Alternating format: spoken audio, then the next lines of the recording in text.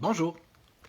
Avez-vous remarqué ça que, de nos jours, on entend de plus en plus souvent parler de territoires non cédés, voire même de souveraineté autochtone sur le Nitassinan, voire même le territoire du Québec ou du Canada dans son ensemble. Et ce dont, évidemment, on n'aura jamais entendu parler, nous-mêmes, en tant que petits blancs notamment, en allant à l'école, et notamment dans nos super cours d'histoire, hein?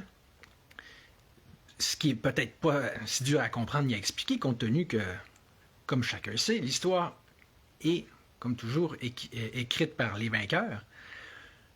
Or, vous allez me dire, mais oui, mais il y a justement pas eu de vainqueur ni de vaincu en Nouvelle-France.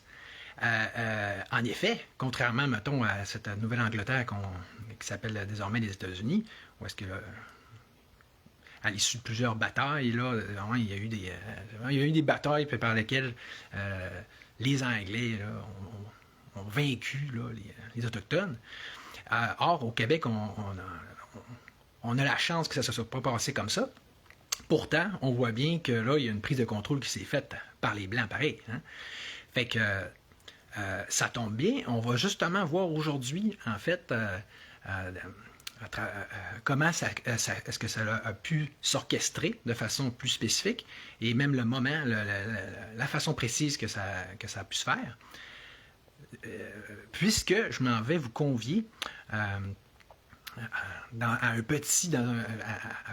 me suivre dans un petit voyage dans le temps et l'espace, ou plus précisément à travers ce livre-ci, OK? Dont j'ai souligné certains passages clés, là.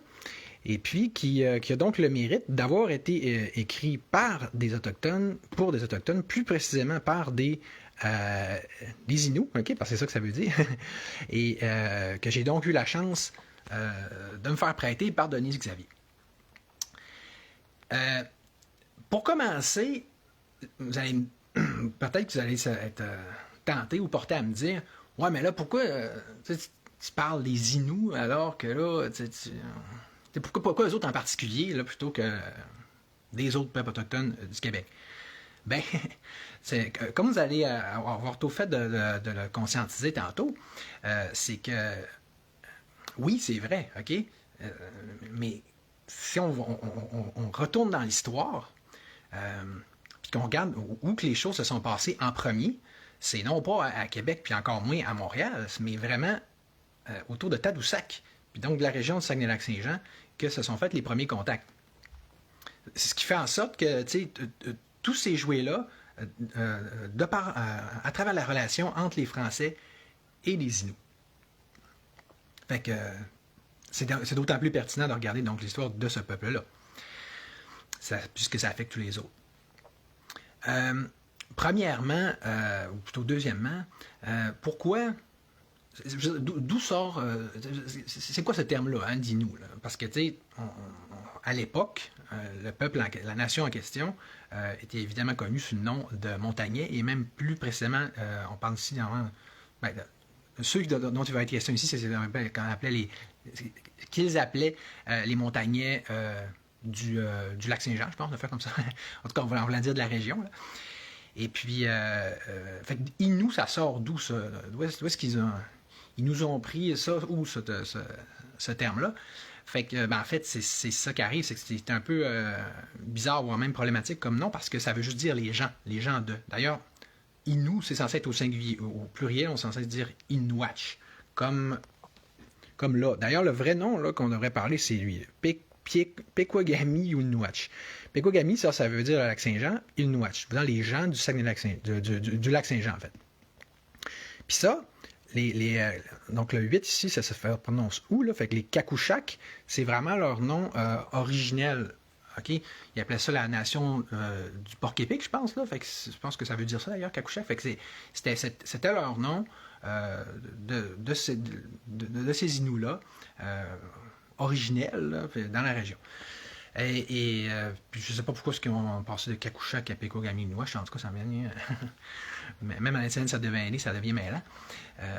Surtout, je pense qu'il a même trouvé un nouveau terme, là. Mais c'est ça, hein? Donc des Inuits, il y en a sur la côte nord aussi, il y en a surtout le Nitassinan. D'ailleurs, une chose que tu as fait de réaliser en étudiant un peu plus la question, c'est que la région ici, là, Saguenay-Lac-Saint-Jean, ça a été peuplé, donc par des Autochtones évidemment, depuis, ça fait comme 6000 ans dans le fond, donc depuis à peu près 4000 avant Jésus-Christ. Sauf que c'était probablement pas exactement les Inuits, là, les Kakouchaks, tout ça, qui étaient ici, mais leurs ancêtres à eux venaient probablement plus de Métabetchouan, puis, je veux dire, puis plus des affluents du lac Saint-Jean, en fait, là, plus par en haut, là, plus le Mistassini, puis tout ça. Bon. Fait que, comment que les premiers contacts avec les Blancs ont pu se faire? Ben là, c'est là que je vais rentrer dans mon livre un petit peu plus, plutôt dans le livre de Denise. Une petite gaffe, une petite affaire comme ça dans la page. Tant bien que mal. Donc, l'affaire, c'est que si on regarde un petit peu ici, là, oups, j'ai même pas la bonne page, ça. Pas mal, hein? Ouais, c'est ici. Fait que là, regardez de même la place. Les premiers Blancs, dans le fond, qui sont arrivés, c'était vraiment des pêcheurs basques, bretons et normands. Fait que comme ils disent, là, regardez, je vais vous montrer le fameux paragraphe, là. C'est à partir des années 1550, tu avais plusieurs centaines de bateaux de pêche chaque été qui s'en venaient. Donc, c'est une activité économique qui était vraiment très intense. Fait que quand il est arrivé, Jacques Cartier, en 1534 à peu près, là, déjà, il voyait qu'il y avait le fameux découvreur, là, ben, en réalité, il s'est rendu compte qu'il y avait déjà plein de grosses affluences de bateaux de pêche. Et que quand ils ont rencontré les Premières Nations pour la première fois, ils se sont rendus compte qu'ils étaient déjà habitués, salut Anne, donc à avoir des contacts avec des Blancs, puis à faire même des échanges. Pourquoi? Ben, dans le fond, c'est assez... quand tu y penses, c'est assez logique à comprendre, parce qu'on pourrait avoir tendance à penser que les bateaux de pêche, ils arrivent, ils font juste pêcher, ce qui est sur la mer reste sur la mer, puis après ça, ils se retournent, mais c'est dans la réalité. Alors que dans la réalité, souvent, les pêcheurs ils avaient besoin de mettre pied à terre pour se ravitailler en eau potable, puis en viande fraîche. Et souvent, il y en a qui avaient l'habitude de s'ancrer dans les baies ou les îles pour faire sécher les morues capturées. Fait que là, donc, les rencontres avec les Autochtones étaient inévitables. Fait que probablement que, au hasard des circonstances puis de ce genre de rencontres-là, un moment donné, un marin qui débarquait à terre, il parle avec un Autochtone, il échange un couteau en métal contre une peau de castor, etc., etc., tu sais. Fait que, donc, ce qui explique que, comme on dit tantôt, quand Jean Cartier est arrivé, il dit tu vois qu'ils sont. C'est parce que spontanément, il leur offrait des choses. Hey, veux-tu faire des échanges? Mais là, ce qui est arrivé, c'est que au fil de ce genre d'échanges-là, puis au fur et à mesure que les bateaux français retournent en France avec un certain stock, une certaine quantité de fourrure, ben là, évidemment, des marchands qui ont dit waouh, c'est intéressant ça. Donc,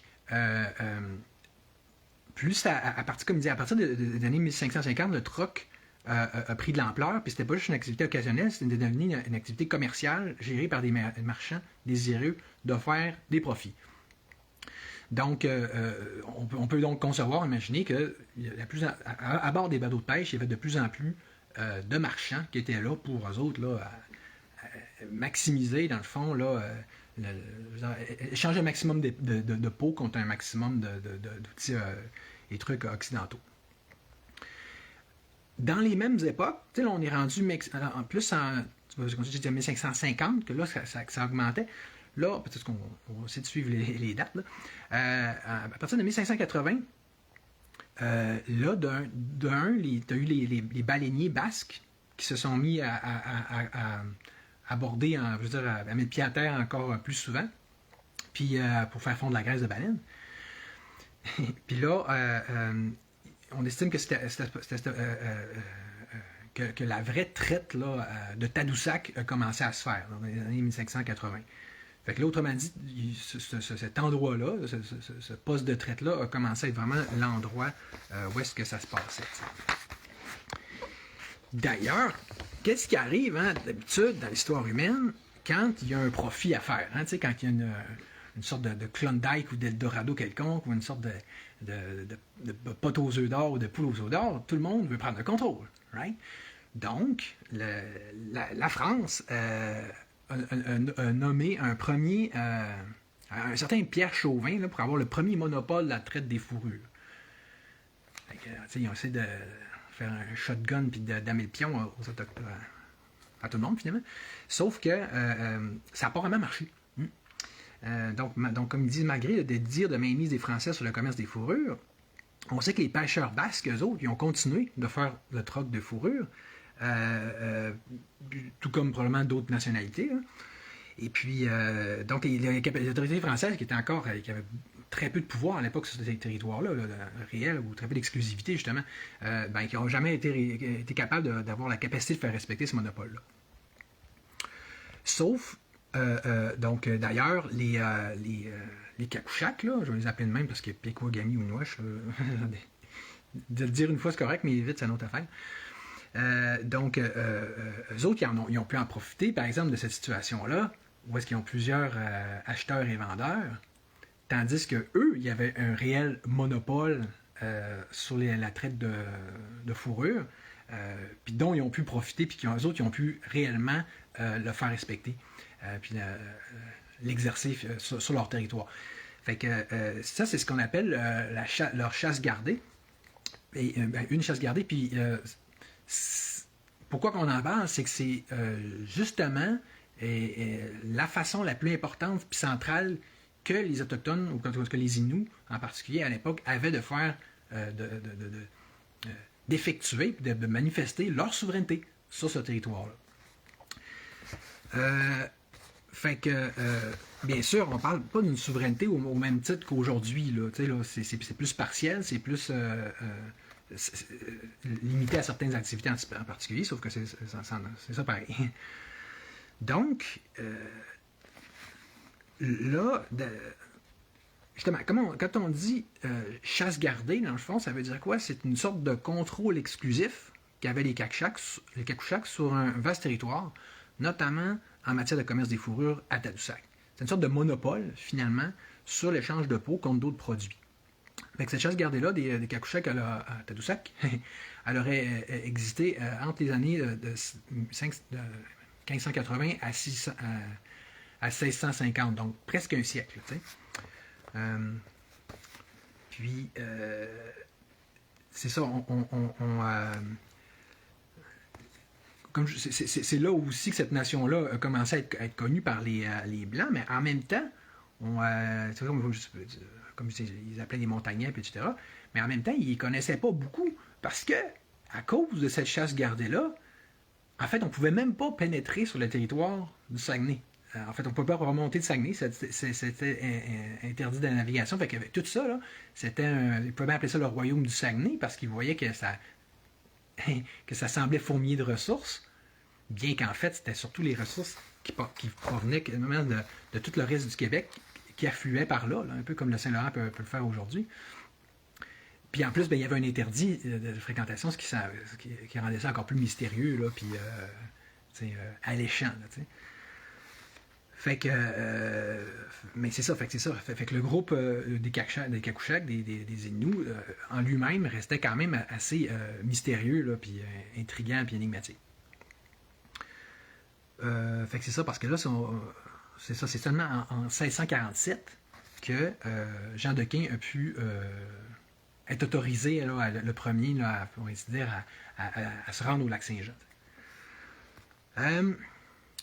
Donc, comment que ça fonctionnait, la chasse gardée, c'est que, comme ils disent, les Cacuchacs, probablement en juin puis juillet de chaque année, ils se rendaient à Tadoussac pour échanger leur fourrure, qu'eux autres, ils avaient probablement obtenu d'un ensemble d'autres groupes autochtones. C'est vraiment comme le magasin général, là, comment on dit ça, là, le détaillant, là, du Québec, là. Et puis, fait que là, il allait échanger toutes ces fourrures-là contre des produits européens apportés par les bateaux français, mais il faisait aussi du troc avec même sur place là-bas à Tadoussac, avec donc d'autres groupes européens et même aussi autochtones, donc notamment des Algonquiens, des autres groupes algonquiens. Okay? Fait que là, puis en juillet ou en août, là, ils remontaient le Saguenay avec les produits européens qu'ils venaient d'obtenir pour se rendre à Métabetchouan ou à Nécouba, je ne sais pas trop c'est où ça. Et puis échanger donc ces produits-là contre des fourrures, d'autres objets de traite apportés par des groupes autochtones de l'intérieur. Vous voyez, là, c'est ça. Fait que là, c'était donc les principaux intermédiaires dans le commerce de fourrure entre les Français et les groupes autochtones de l'intérieur du territoire. Donc, quand puis ça, cette position d'intermédiaire-là était la source pour les Kakouchaks, donc les Inuits, d'un très grand prestige. Parce que, comme dit, ils étaient les. Fait que, à tel point que, comme il disait, il tendait à regarder les autres nations avec mépris, s'estimant les vrais gentilshommes du pays. Ça, c'est Bacqueville, l'historien français avec Bacqueville de la poterie, ça, qui écrivait ça. Fait que tu vois que c'était comme il s'estimait plus noble un peu plus que les autres à cause de cette position privilégiée-là. Mais en même temps, c'est là que tu vois que c'était une drôle de hiérarchie, où est-ce que c'était comme les Français qui étaient eux-mêmes considérés comme étant les plus hautes. Là. C'est de là de deux autres provenaient ce qui était considéré comme étant cool à l'époque. Fait que c'est ça. Fait que c'est quand même relatif quand on parle de souveraineté, parce qu'on voit que les Premières Nations étaient quand même les premières, là, spontanément, à vouloir échanger avec les Français puis à accueillir avec intérêt ce qu'ils pouvaient amener. Donc, fait que là, lui, quand Champlain est arrivé, donc il a tout de suite vu que là, le Saguenay, c'était la porte d'entrée, puis que les Kakouchaks, ils étaient incontournables, finalement, il y avait un rôle non négligeable. Donc, là, fait que c'est ça, donc, fait qu'en plus, évidemment, celui qui est le premier intermédiaire avec les Français, il n'est pas juste un prestige, mais c'est lui qui a le meilleur choix des produits, puis ça, à moindre coût. Donc, c'est vraiment une position qui était très enviable. Et ça, pas juste pour les autres Premières Nations, mais évidemment pour les Français eux-mêmes. D'ailleurs, là, on va aller regarder un peu le traité de Tadoussac qui a été fait entre Champlain et les Kakouchaks. Mais tout de suite, on va juste mentionner, on va vendre un punch d'avance, que assez rapidement, Champlain puis les Français vont se mettre à non seulement à convoiter, mais à essayer de subtiliser cette chasse gardée-là des Kakouchaks. Puis, donc, y compris la souveraineté qui vient avec. Mais bon, là, on va rester un peu dans le positif, du moins pour maintenant. Donc, le traité d'alliance. Fait que là, en 1603, ça c'est la date où est-ce que Champlain, du premier voyage de Champlain en Nouvelle-France, ok? Puis à l'époque, là, il n'y avait même pas un rôle officiel dans l'expédition, il était probablement une sorte de géographe ou observateur dans l'équipage, tu sais. Fait que mais le but de ce voyage-là, pour ainsi dire, c'était vraiment de développer le commerce des fourrures avec les Inuits. Parce que les autres, tu comprends, les Français ils avaient bien compris, comme je disais, que les Inuits avaient un rôle clé. Et puis, donc, il fallait passer par eux si les Français voulaient avoir ce qu'ils voulaient. T'sais. Fait qu'ils sont arrivés à un moment qui était quand même assez opportun parce que c'était une sorte de festivité là, pour eux autres. Là. C'était le 27 mai, là, 1603. Fait que là, puis en plus que là, ils ramenaient après ça, je pense, des otages à l'époque, mais tu sais, il y a deux Inuits qui avaient été en France puis qui leur racontaient leur voyage, tout ça. Fait qu'ils ont été vraiment accueillis très chaleureusement. Puis il y avait une sorte d'occasion festive, là. Puis que là, les deux Inuits, ils disent qu'ils avaient été bien traités, ils disent que ils parlaient en faveur des Français, tu sais, quand ils veulent devenir votre allié, puis ensemble, on va combattre les Iroquois. Parce que ça, c'est un autre gros élément que je vais faire référence, mais qui est central dans tout ça. Fait que là, c'est ça. Fait que là, donc, Champlain, tu vois, ils disent qu'il il remonte le Saguenay sur une courte distance, c'est ça. Puis là, il se fait interdire d'aller plus loin. Fait qu'il fait comme, hein, garde donc, toi. Et puis là, c'est là qu'il y a eu euh, qui ont fait leur fameux traité, puis qu'il a été fait de façon verbale, tu comprends? Fait que c'est un peu, on peut dire, ouais, ça vaut pas grand-chose. Donc, il faut comprendre qu'à l'époque, même, même les accords formels étaient faits de cette façon-là. Il n'y avait pas nécessairement, notamment le peuple autochtone, c'était la façon de faire. T'sais. Donc, mais il y a un aspect très intéressant, par exemple, c'est que quand il est revenu en France, Champlain, parce que je fais du coq à l'âne, mais vous allez comprendre pourquoi, il avait fait le récit de son voyage, puis donc dans son livre, puis dans la version de 1632, là, parce qu'il y avait une version de 1603, ben, toute référence au traité a été supprimée. Parce que, évidemment, les autorités françaises ils ont vu que c'était pas dans leur intérêt de commencer à montrer qu'il y avait une entente claire qui reconnaissait, au moins en partie, une souveraineté autochtone sur le territoire. Fait que ça, c'est ça. Ça montre qu'il y en avait une. Puis qu'elle avait été reconnue quasiment, on va dire, un peu, pas maladroitement, mais un peu trop bien reconnue par cet représentant-là de la France qui était Champlain. Le problème, c'est que là, c'est bien beau de dire qu'est-ce qu'on veut sur ce traité-là, mais il était verbal. On n'en a pas de traces. Mais regardez comment que des historiens habiles, comme ceux qui ont fait ce livre-là, réussissent à essayer de s'en sortir par rapport à ça. Ben là, tu sais, c'est sûr que tu comprends, si on veut, c'est une base de logique. C'est un peu ça que l'auteur fait. Là. On s'entend que du côté des Kakouchaks, le but c'était de sécuriser leur propre approvisionnement. De dire, ben nous, là, on veut être sûr que c'est nous les interlocuteurs privilégiés avec vous autres. Puis, donc c'est comme une garantie d'approvisionnement en produits européens. Tandis que ça devait aussi représenter une protection contre les menaces iroquoises visant leur réseau d'échange. Parce qu'avec leurs armes à feu, les Français pouvaient s'avérer déterminants dans les conflits intertribaux.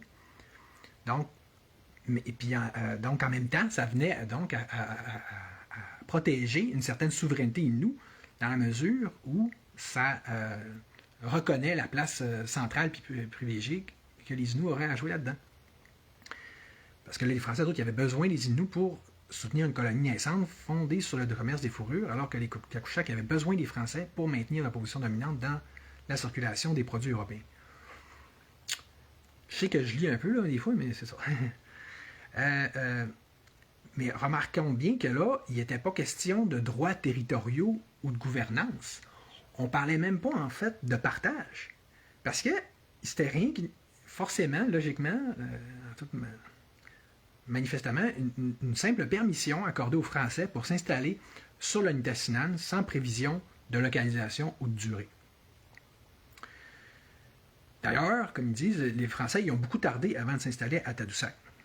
En fait, il n'y a pas eu d'occupation permanente à Tadoussac avant les années 1650. Mais pourtant, le site de Tadoussac devait représenter pour les Français un des endroits les plus recherchés pour contrôler le marché des fourrures, n'oubliant pas que l'été 1603, les Français n'ont pas encore entrepris de s'établir à Québec ou à Trois-Rivières. Fait que, donc, c'était vraiment, ça devait être une alliance qui était essentiellement fondée sur les principes d'échange et de défense. Puis, tu sais,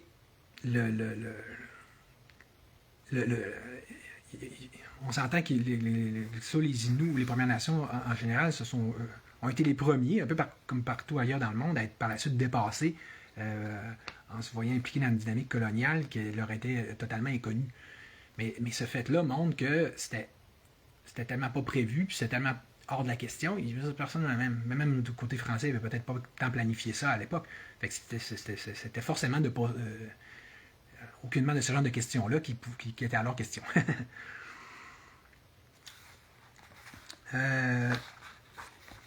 Fait que là, je vais juste finir cette page-là, là, parce que pour pas trop faire de coq à l'âne. Fait que, comme il dit l'auteur, on entend souvent dire que les Français étudient la manière douce pour coloniser la Nouvelle-France. Donc, par exemple, en France autochtone, la citoyenneté française, alors que les conquêtes, à l'opposé des conquêtes sanglantes qui ont pu avoir eu dans les colonies américaines, donc états-uniennes, là, puis en Amérique du Sud. Mais c'est ça, puis faut comprendre aussi qu'à l'époque, les autorités françaises reconnaissaient aux Inuits ou aux Autochtones en général aucune religion, aucun système de loi ou de normes, aucune moralité, même si les écrits des missionnaires font état du contraire à plusieurs reprises. Fait que c'est sûr que ça explique un peu tout, soit l'évangélisation ou même la prise de contrôle le plus global. Tu sais, on va dire qu'il y a un sentiment de supériorité qui est intrinsèque, là, impliqué. Fait que c'est comme ils disaient à l'époque, hein, des barbares, des sauvages. Là. Fait que pour eux autres, oui, c'est normal qu'on prenne le contrôle puis qu'on leur montre comment ça marche. Tu sais.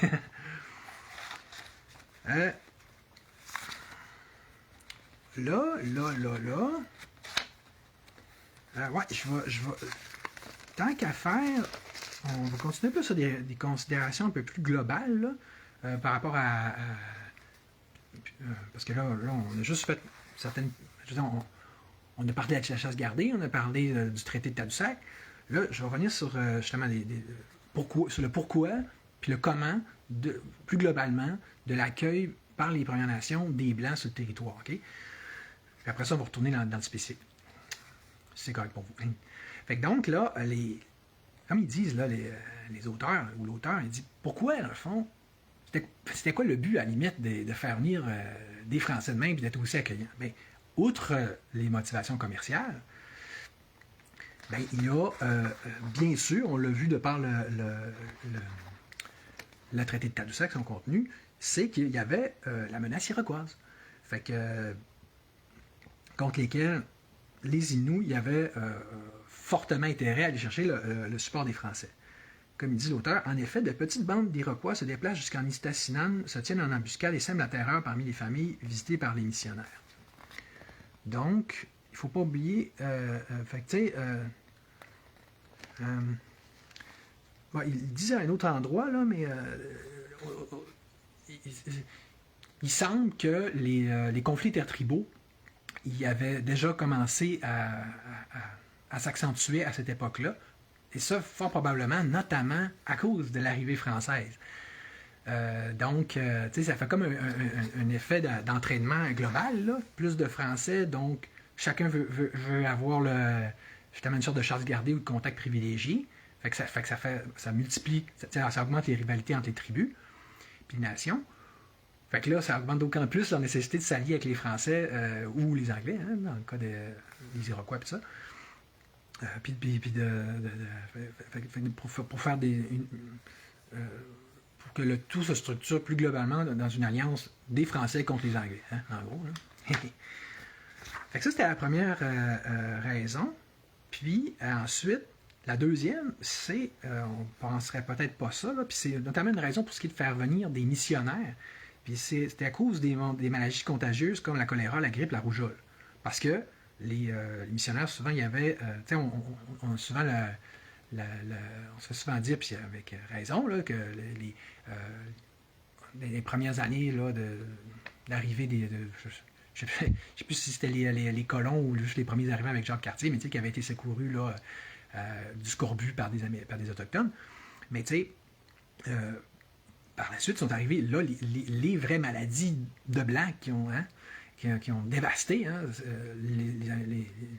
les Amérindiens sur l'ensemble des deux continents. Là. Je pense qu'ils ont passé de 120 millions.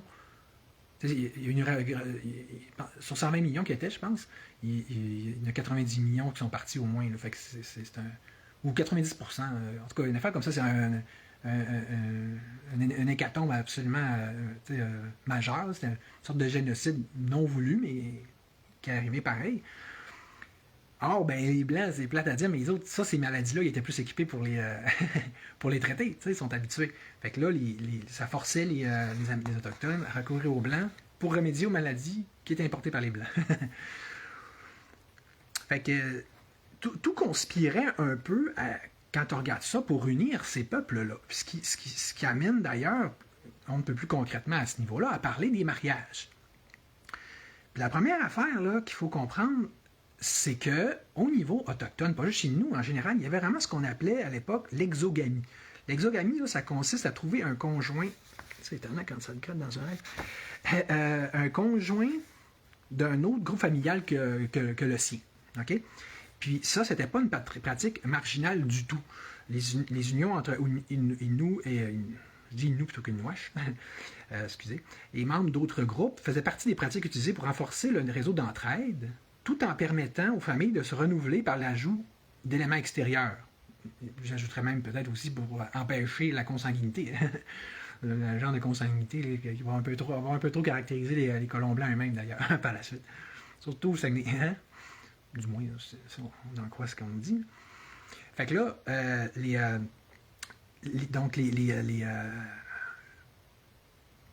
fait que ça, c'est un peu similaire, hein?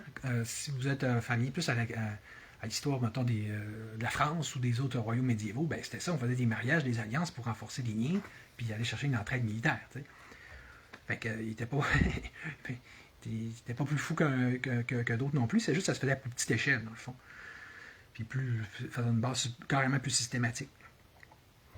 Fait que là, ben, cette pratique-là, c'est quasiment juste encore fait à plus forte raison avec l'arrivée des Français et des coureurs des bois en particulier, vu qu'il y avait un prestige, un intérêt, les deux nations avaient besoin l'un de l'autre, puis voulaient collaborer ensemble.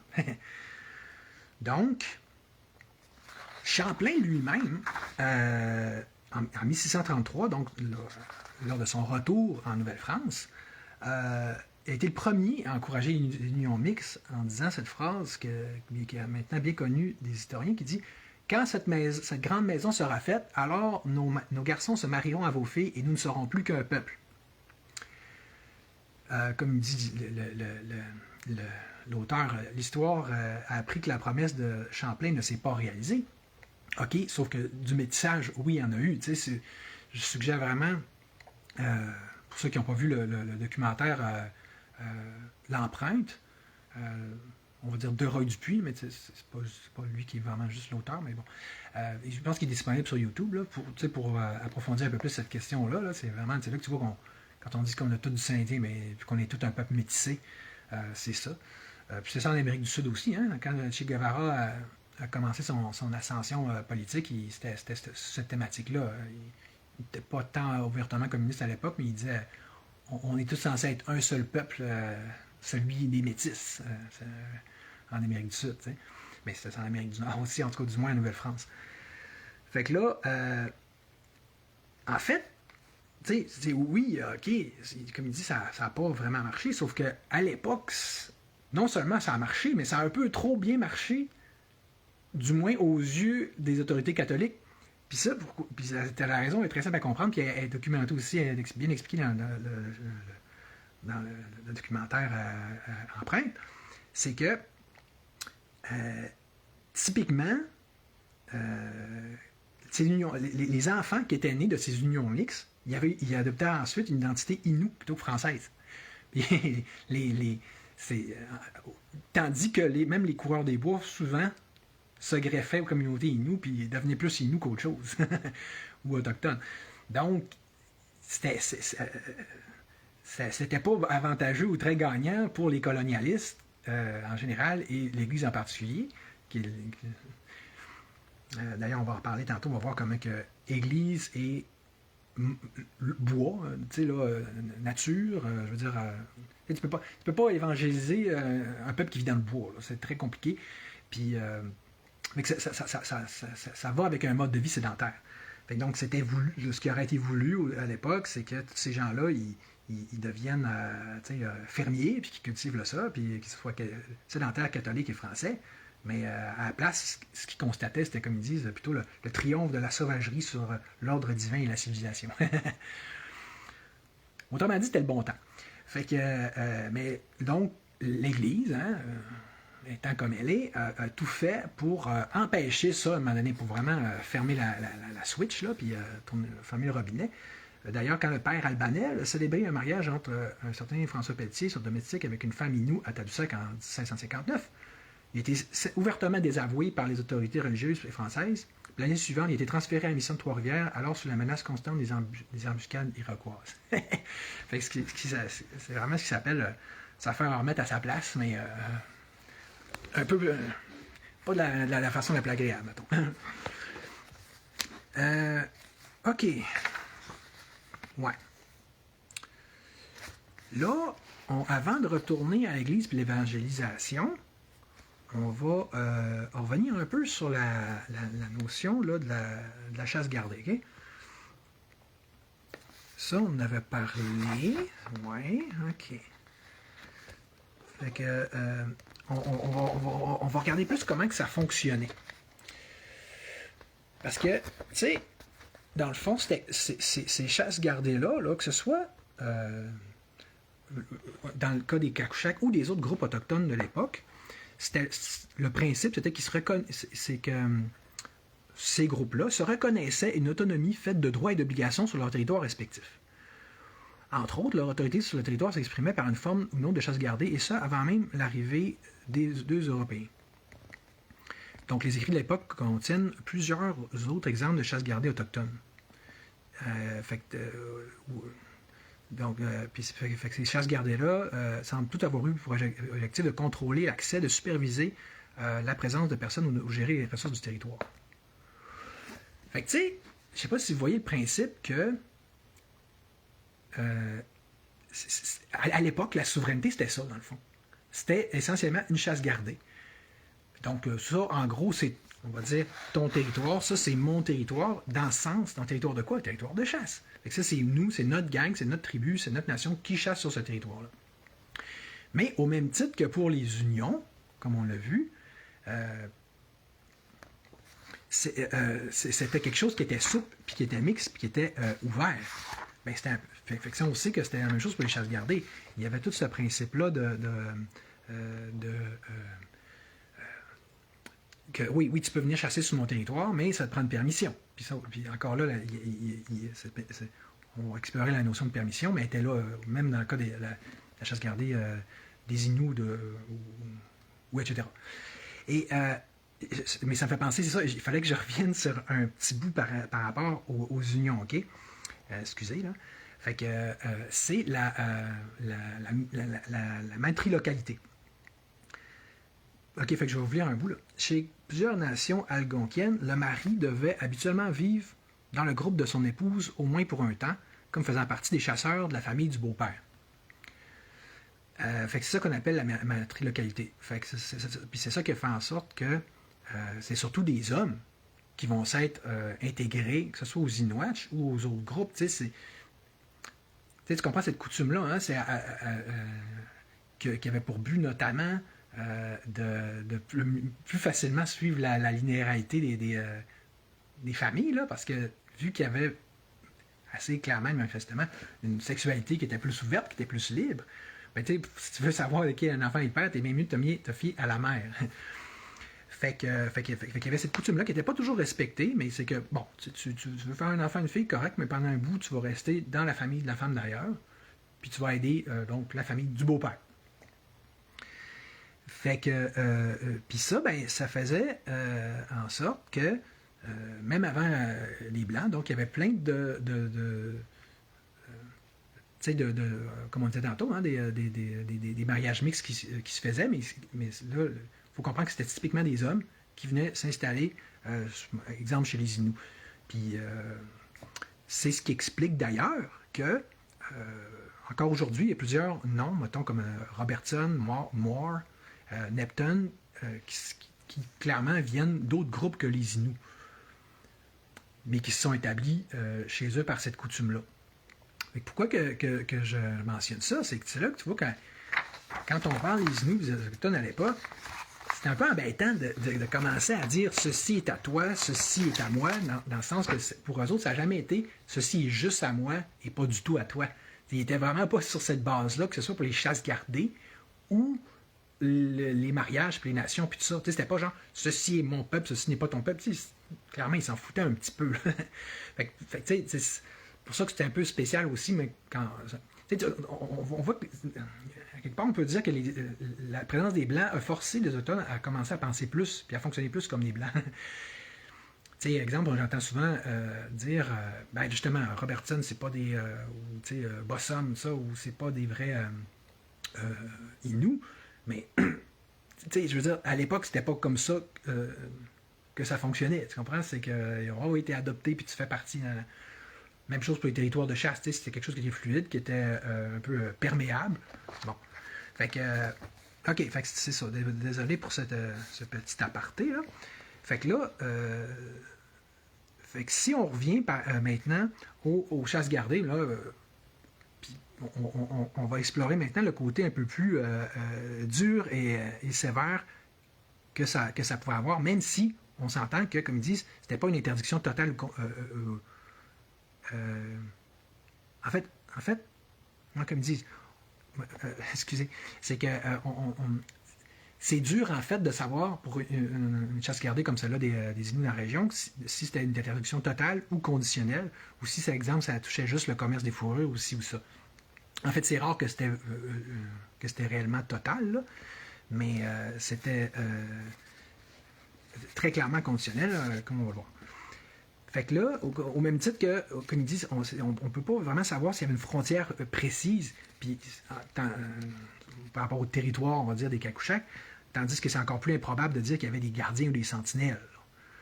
Okay? Sauf que c'est clair qu'il y avait quand même une autorité sur le territoire, puis qui manifestait surtout, notamment, à l'endroit des étrangers qui arrivaient, de par le principe de leur demander des comptes. Autrement dit, tu n'arrivais pas sur ce territoire-là n'importe comment. En fait, le simple fait justement de circuler sur leur territoire, un territoire Kakouchak, était considéré comme un empiètement à leurs yeux. T'sais. Fait que là, on va donner quelques petits exemples. En 1611, tu as Batiscan, le chef Innu de Trois-Rivières, qui a refusé d'accompagner Champlain, qui voulait explorer la rivière Saint-Maurice en espérant y trouver un itinéraire pour se rendre à la mer du Nord. C'était une manifestation de chasse gardée que les Inuits de l'époque n'hésitaient pas à exprimer. Puis, tu sais, donc, autrement dit, c'est ça, tu veux aller, Champlain remonter le Saint-Maurice pour explorer le Nord? Ben non. Fait que les missionnaires ils ont remarqué d'autres cas de chasse gardée comme ça. Comme exemple, un missionnaire était souvent, s'il voulait rendre visite à un groupe voisin, il était confronté au refus de ses hôtes de le guider jusque-là. Le refus de guider était quand même assez fréquent. Là. C'est que c'était comme une permission, une sorte d'honneur puis de privilège d'être guidé par un autochtone dans tel territoire à l'époque. On lui disait par exemple que l'itinéraire était trop difficile, dangereux, que la saison était trop avancée, qu'il n'y avait personne de disponible qui connaissait le chemin.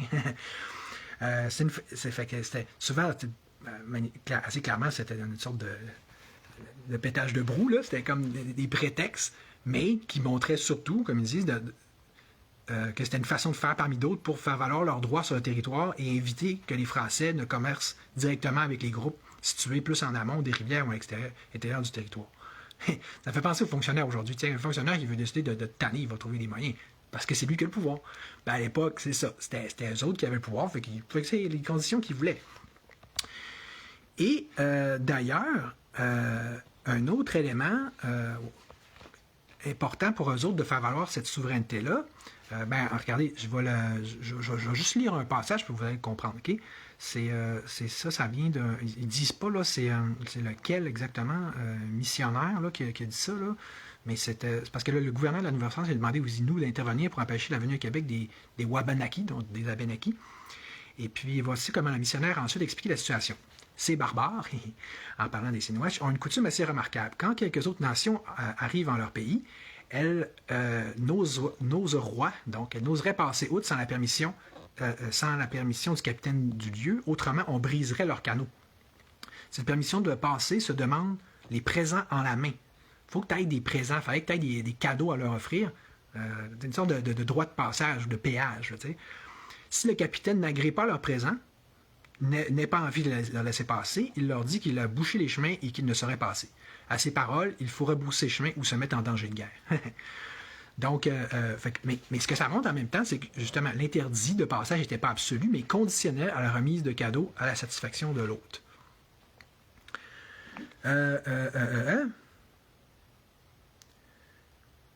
Fait que, tu sais, comme mettons, et comme ils disent à un moment donné, quand les Hurons-Wendat, ils partaient de la baie georgienne pour venir faire du commerce à Trois-Rivières ou à Québec, les Inuits ne permettaient pas de descendre plus bas sur le fleuve. Les Inuits, donc, faisaient partie des Coqchacs, leur interdisaient l'accès aux activités de traite avec les Français à Tadoussac. Donc, les Hurons-Wendat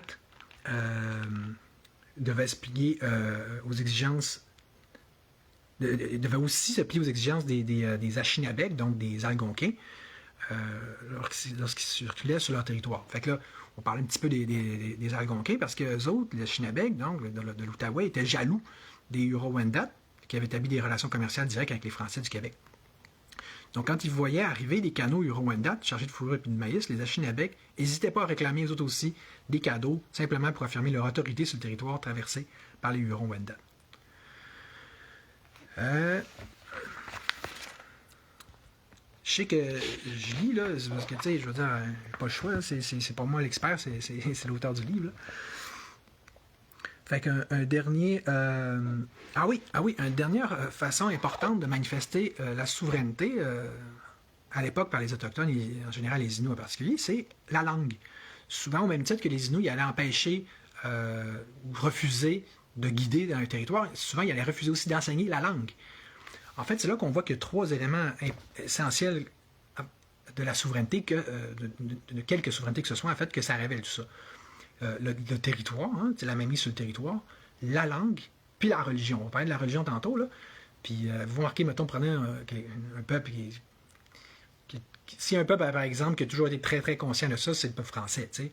La langue française, l'Académie française, tout le temps toujours centraliser ça. Même chose pour la religion, tu sais, Louis XIV disait une foi, une loi, un roi.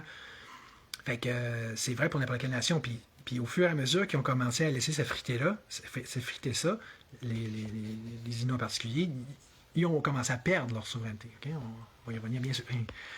Donc, comme ils disent, le missionnaire recollet Gabriel Sagard raconte en 1624 ou 1625 avoir rencontré l'interprète Nicolas Marcellet pour lui demander de lui enseigner la langue Innu. Marcellet répond qu'il ne peut enseigner la langue Innu à Sagard parce qu'il a promis aux Inuits de l'enseigner à personne.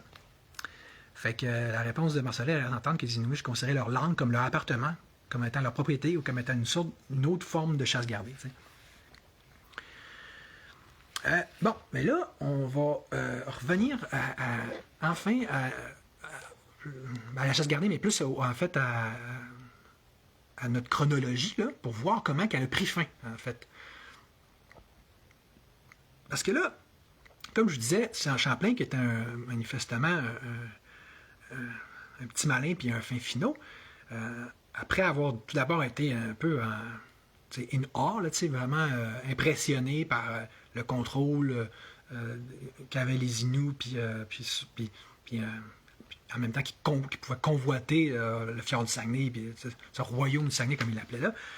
Puis, surtout parce que ça représentait l'accès à quasiment tout le reste du territoire par en arrière. Là, lui, il commençait à vouloir exercer un contrôle. Fait que là, il se plaignait, par exemple, qu'à Tadoussac, les Inuits attendaient toujours en juin puis juillet pour aller là-bas, puis pour obtenir ainsi, parce que, tu sais, en attendant comme ça à la dernière minute, jusqu'au plus fort de l'été, ça faisait monter un peu la rareté, puis donc le prix de leur denrée. Tandis que quand ils arrivaient à Tadoussac, ben là, il y avait plein d'acheteurs possibles pour eux, qu'ils soient autochtones ou blancs, fait que ce qui faisait monter les prix.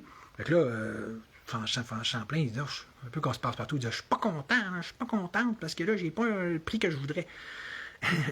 Fait que donc, il faisait jouer la concurrence, puis donc, c'est une façon qui les avantageait. Parce que, c'est comme il dit, à cette époque, il y avait encore beaucoup de bateaux de pêche européens qui circulaient dans le golfe Saint-Laurent, qui achetaient des fourrures aux Inuits pendant la saison de la pêche. Puis, parmi ces visiteurs européens, il y avait les Anglais, avec lesquels les Inuits ne se gênaient pas du tout pour faire du commerce. Surtout que, comme on disait tantôt, l'autorité française en Nouvelle-France était encore très précaire. D'ailleurs, les frères Kirk auraient profité de la situation pour imposer leur présence et chasser les Français entre 1629 et 1632. Ça, c'est clairement pas dans nos livres d'histoire. Fait que je ne sais même pas exactement concrètement qu'est-ce qu'ils disent par là, parce que c'est juste 2 lignes, mais tu sais, bon, ça montre que c'est ça. Pour être précaire, ça l'était, là. Puis, fait que là, pour les Inuits, ben, c'était au contraire une façon d'encore plus sécuriser leur contrôle. Tandis que pour les Anglais, tu vois que c'était très stratégique aussi de se mettre en partenariat comme ça avec les Inuits qui étaient les maîtres des lieux. Là.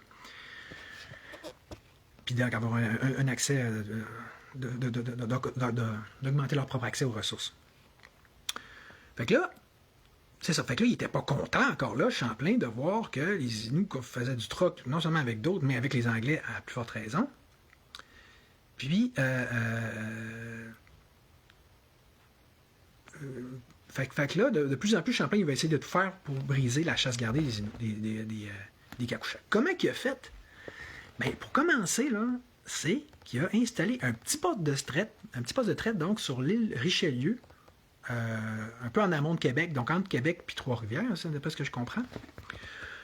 Puis tu sais, cette tactique au début n'a pas beaucoup de succès parce que les Hurons-Wendat puis Anishinaabe, donc les Algonquins, ils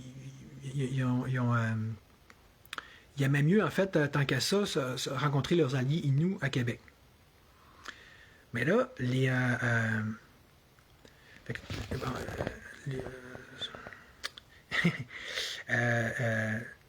mais ça a quand même initié le début d'un processus par lequel la traite des fourrures se faisait de plus en plus à Québec ou à Trois-Rivières. Puis au début, les Inuits, ils ne voyaient pas nécessairement la trappe parce qu'ils disaient, ben ouais, d'un, on est encore à Nitassinan, puis de deux, ça resserre aussi nos liens, nous, avec d'autres groupes autochtones.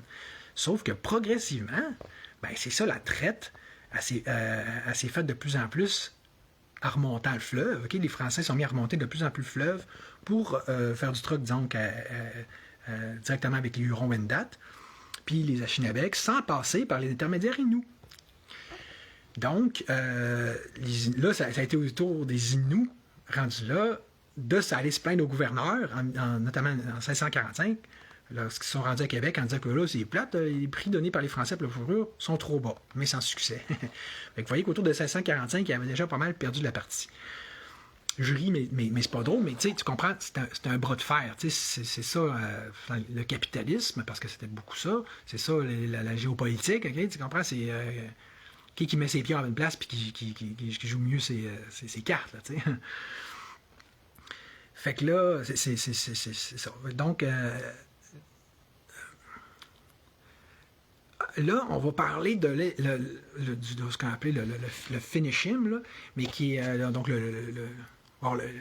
ce qui va avoir été le coup de grâce à la souveraineté Innu, qui est le catholicisme, okay, l'évangélisation. Parce qu'au début, il était encore là très jaloux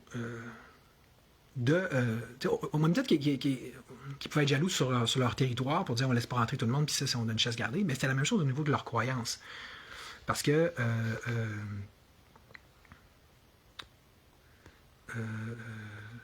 voyons. Bon, je vais juste lire vu que j'ai la misère à me retrouver, là. Mais une chose est sûre, c'est que les missionnaires, d'autres, ils pensaient que dès l'arrivée de Champlain en 1603, on va convertir plein de monde, mais rien de tel s'est produit. Pendant plusieurs années, les Cacuchaks ont refusé de se convertir malgré plusieurs tentatives des missionnaires. Puis là, dans les premières années de leur mission, en fait, les missionnaires, ils ont été tellement découragés par le mode de vie nomade des Inuits qui ont préféré se concentrer sur les autochtones sédentaires comme les Hurons-Wendat et les Iroquois. Fait que d'un,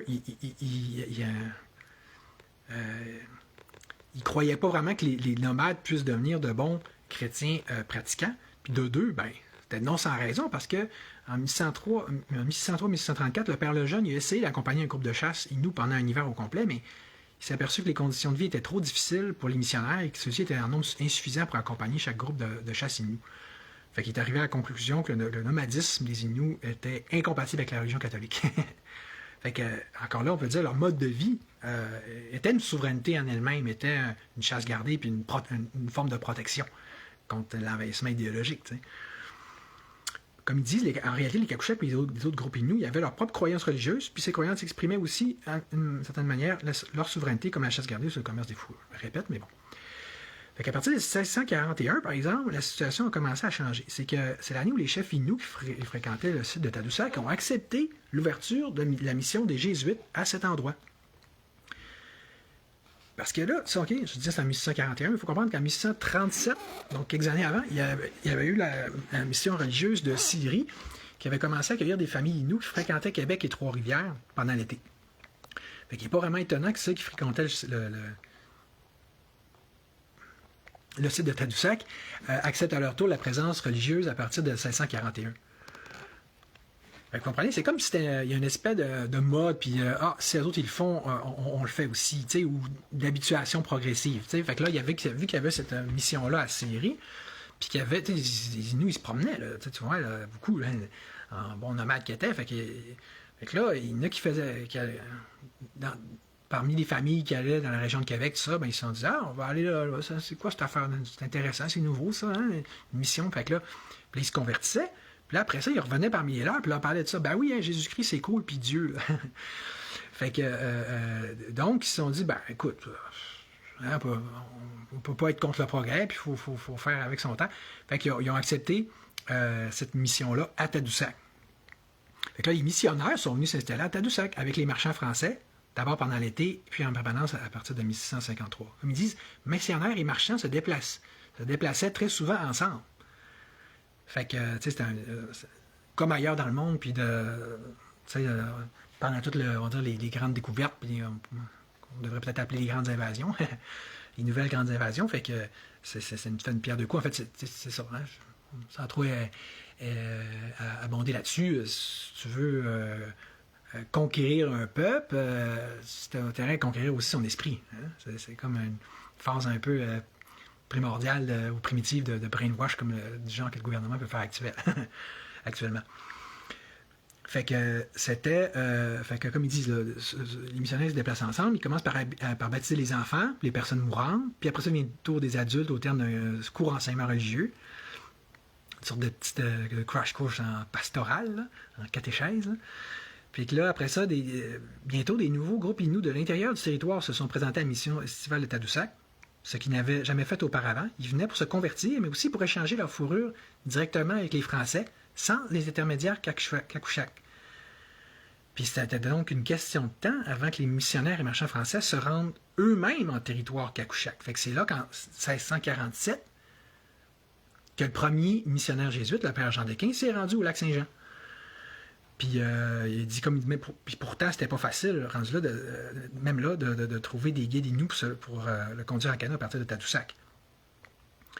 Il a mentionné que ces guides Inuits ne possédaient pas l'itinéraire précis pour se rendre au lac Saint-Jean. Mais donc, comme c'était déjà commencé, au niveau de Tadoussac, qui devenait de plus en plus cosmopolite, ouvert aux missionnaires, ouvert à d'autres tribus, ben là, la chasse gardée des Kakouchak était en train de devenir elle-même accessible à tous. Vous voyez comment ça s'est fait de façon, pas nécessairement minutieuse, mais presque, mais surtout progressive. Puis tu sais, c'est comme un enchaînement de dominos. Mais tu sais, c'est comme l'eau quand elle rentre dans un bâtiment où elle s'infrite avec le gel puis le dégel, puis ça se fraye un chemin. C'est que dès que tu laisses une brèche ouverte, ça rentre, puis ça rentre toujours par après ça, par vague successive. Fait que... Où en étions-nous? Fait que là, les premiers... Vraiment, Inuits, comme il dit, c'est les Inuits de la côte nord qui sont arrivés pour la première fois en 1650. Après ça, des Micmacs de la Gaspésie, des Hurons-Wendat de Québec, des Anishinabek algonquins de l'Outaouais en 1652. D'autres groupes Inuits plus éloignés, les Eiu, je ne sais pas si c'est lesquels, ça. Fait que le site de Tadoussac devient de plus en plus populaire, réunissant des membres de groupes autochtones qui n'avaient jamais mis les pieds auparavant. Salut Tactique. Salut David.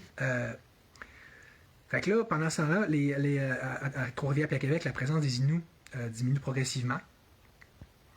Le site de rassemblement de Tadoussac devient, lui, tellement populaire qu'en fait, on rapporte la présence de 800 à 900 personnes pendant l'été. Fait que déjà à l'époque, c'était devenu un gros site touristique, un peu comme aujourd'hui Tadoussac, parce que, puisqu'on peut voir que c'est resté depuis, là, mais tu sais... mais quoique de façon même un peu moins qu'avant. Fait que les Kakouchak, c'est ça, ils étaient présents quand tu as eu pour la mission à Tadoussac, mais pas pour longtemps. ils vont désormais préférer participer à la mission de Chicoutimi, Métabetchouan ou de Nekuba. Fait que tu vois, à partir de ce moment-là, les Kakouchaks ont eux-mêmes commencé à se retirer vers l'intérieur de leur territoire, donc vers le lac Saint-Jean. Vraiment comme si, tu vois, mais à la mécanique, c'est comme si, subtilement, peut-être même sans s'en rendre compte, ils cédaient le terrain devant l'envahisseur, puis ils se repliaient vers leur bastion. Mais tout ça, sans guerre, sans même peut-être volonté si concrète que ça, du moins par la plupart des personnes impliquées, tu sais.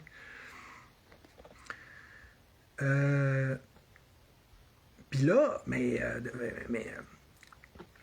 OK, je vais juste lire. Depuis le début, les autorités françaises se sont réservées le commerce des fourrures dans toute la Nouvelle-France pour subvenir aux besoins aux dépenses publiques de la colonie. Mais là, en éliminant la chasse gardée des Kakouchaks, le principal intermédiaire, les autorités françaises pouvaient faire encore plus de profit qu'auparavant.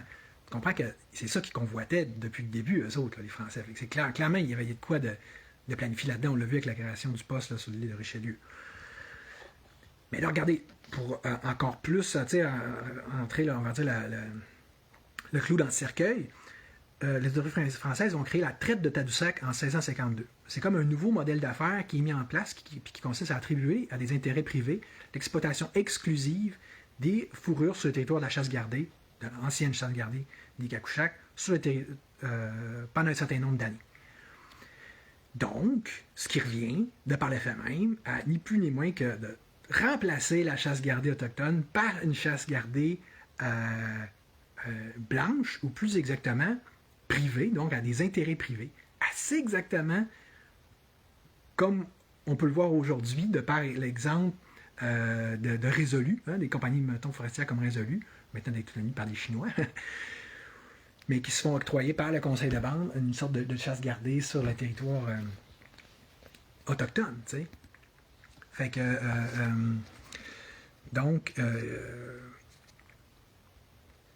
fait que, comme il dit, le territoire de la chasse gardée va continuer de subvenir aux besoins de revenus de la colonie, mais sans la participation des Kakouchaks comme principaux intermédiaires.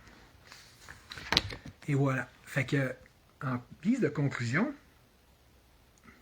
ce que je vous dirais, c'est que qu'est-ce qu'on peut retirer de ça? Bien, clairement, comme on peut voir, je l'ai dit tantôt, là, concrètement, la souveraineté, c'est quoi? Bien, c'est, oui, un territoire, oui, la langue, oui, ta religion, mais c'est aussi et surtout de prendre les moyens pour faire respecter ces choses-là. D'ailleurs, tant que les Inuits vont avoir réussi à garder le contrôle sur ces éléments-là, il n'y avait pas vraiment de question sur leur souveraineté. Il y avait de la convoitise, il y avait des petites manigances, mais il était incontournable. Et je ne sais pas vous voyez où est-ce que je veux en venir, c'est que qu'est-ce que la souveraineté? C'est ça la vraie question. Parce qu'on va...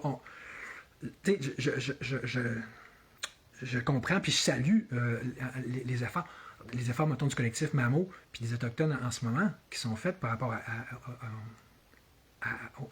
au principe de réclamer, de réaffirmer leur souveraineté en parole, en envoyant des avis là, écrits en ce sens-là, exemple aux compagnies forestières, ce qui est inédit, puis qui est révolutionnaire, puis qui est génial.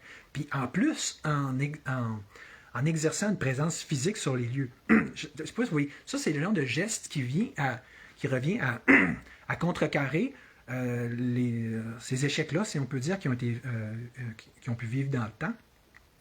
Donc, à renverser la vapeur. Mais je ne sais pas si vous voyez, c'est un processus. C'est comme... Il n'y a pas de tu sais, je veux dire... c'est pas blanc ou noir, puis c'est pas tout ou rien, puis c'est pas du jour au lendemain, ces choses-là. Puis surtout, c'est sur le terrain puis par des actions concrètes que ça peut s'affirmer, puis que ça peut se réaliser. Il s'est passé la même chose avec la Révolution française. Exemple, où est-ce que là, le peuple, il a dit à un moment donné, l'autorité, l'Assemblée nationale est déclarée constituante. Donc là, on déclare qu'on a la souveraineté.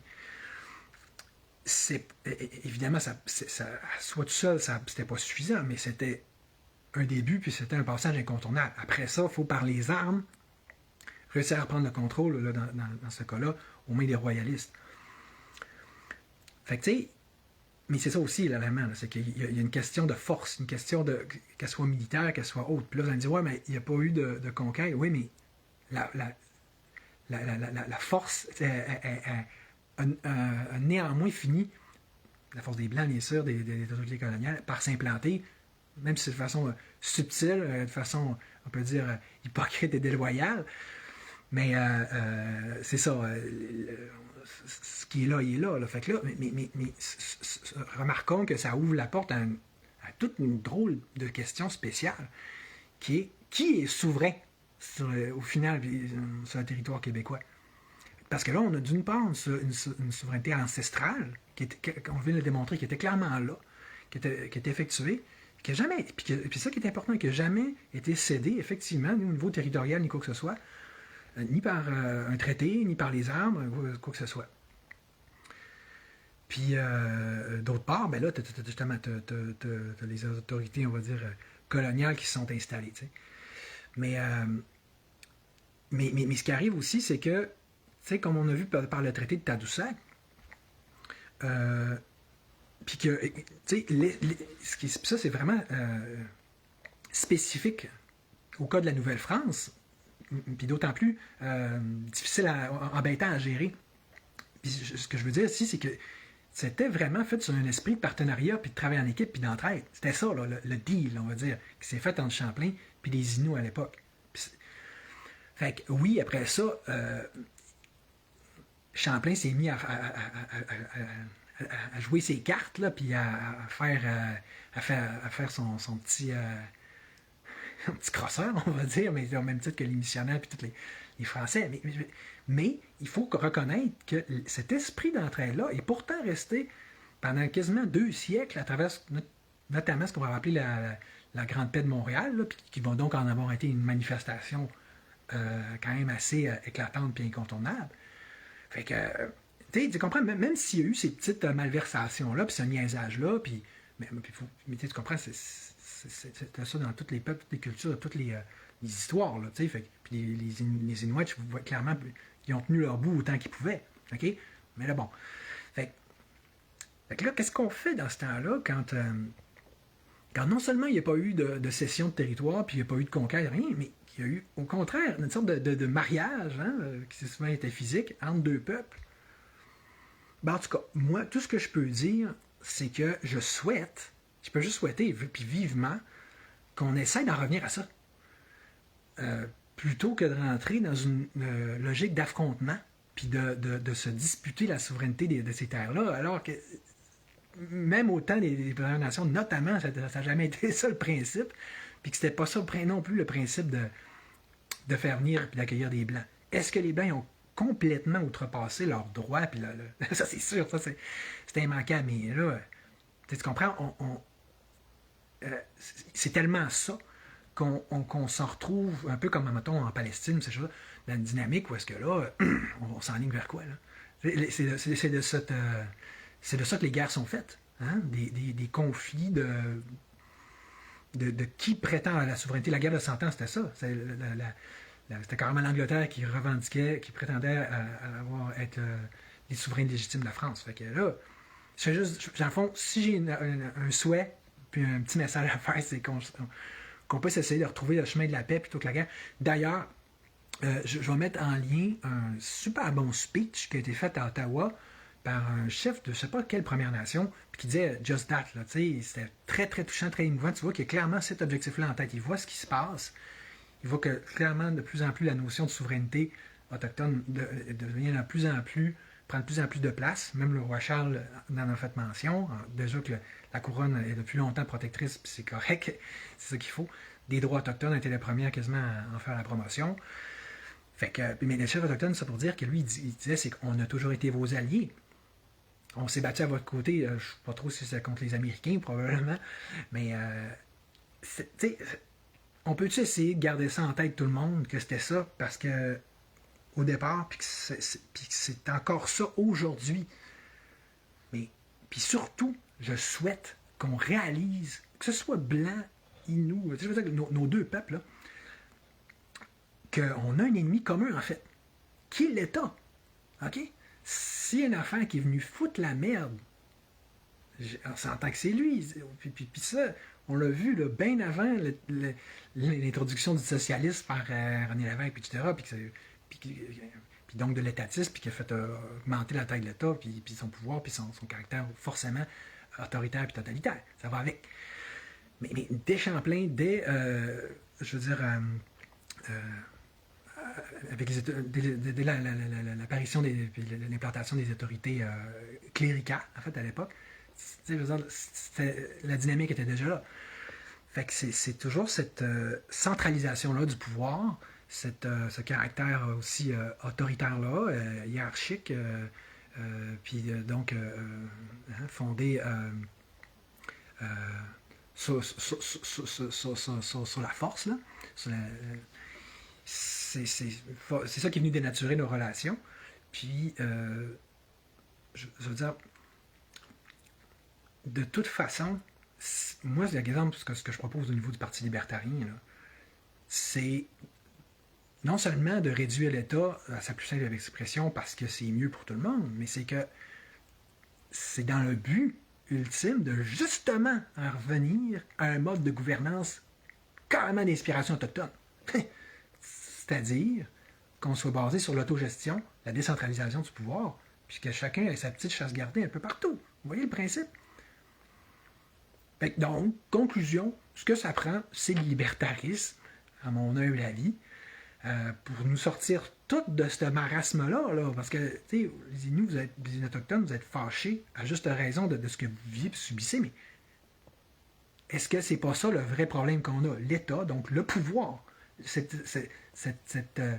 L'État a été amené là par cette volonté toujours plus grande, comme dans l'occurrence des Blancs, de s'accaparer puis de concentrer toujours plus de pouvoir en leurs mains. OK? Donc, là, il va falloir catcher ça, puis inverser ça si on veut pouvoir renverser la vapeur. Là. OK? Mais pour ça, il faut arrêter de mettre sa foi dans l'État puis sa dépendance envers ça. OK? C'est ça, la souveraineté, en fait. Il faut que le plus si on veut être souverain, ça veut dire qu'il faut qu'on soit autonome, chacun sur une base le plus individuelle, mais le plus locale possible, avec des collectivités le plus autogérées et autosuffisantes. Bon. Fait que c'était mon petit laïus pour aujourd'hui.